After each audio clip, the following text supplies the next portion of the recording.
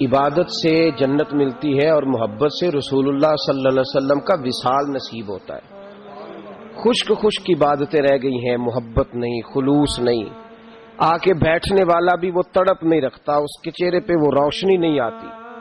ہمارے بزرگ جو ہمارے اندر شوق، ذوق، توانائی پیدا کرنا چاہتے، ہم سست رہتے ہیں، ہم محبت کا وہ جذبہ، وہ حسن، یہ جو ہماری محفل ہوتی ہیں، مجالس ہوتی ہیں، یہ ساری محبت کو عروج دینے کے لیے ہوتی ہیں، یہ ساری چیزیں توانائی پیدا کرنے کے لیے ہوتی ہیں، روحانی قوت پیدا ہوتی ہے۔ محبت جو ہوتی ہے نا، محبت، میرے نبی پاک علیہ السلام نے فرمایا جو مجھ پر ایک بار درود پڑے گا اللہ 10 رحمتیں نازل فرمائے گا۔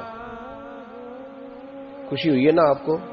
اللہ تعالیٰ آپ کو خوش رکھے، آمین کہنا۔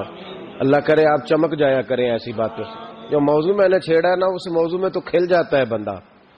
کہا نبی پاک علیہ السلام نے فرمایا جو ایک بار درود پڑھے اللہ 10 رحمتوں کا نزول فرماتا ہے، 10 گناہ معاف فرماتا ہے، 10 درجے بلند کرتا ہے۔ ایک حدیث میں فرمایا جو 10 بار پڑھے گا اللہ 100 رحمت نازل کرے گا، جو 100 بار پڑھے گا اللہ 1000 رحمت نازل فرمائے گا، اور ایک جگہ فرمایا جو 1000 بار پڑھے گا نا اللہ اس کی پیشانی پہ لکھ دے گا کہ یہ بندہ نفاق سے بھی بری ہے اور دوزخ کی آگ سے بھی بری ہے۔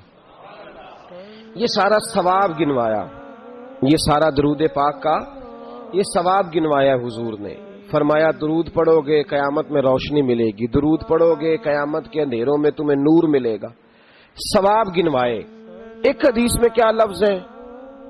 ایک بار پڑھو 10 بار پڑھو 100، یہ ثواب ہے۔ اور ایک حدیث میں کیا فرمایا؟ فرمایا اسمع صلاۃ اہل محبتی، ہاں اگر تو محبت سے پڑھے گا تو حضور اس کا کیا ثواب ہے؟ فرمایا اس کا ثواب یہ ہے کہ تو پڑھے گا اور تیرا رسول اپنے کانوں سے تیرا درود سنے گا۔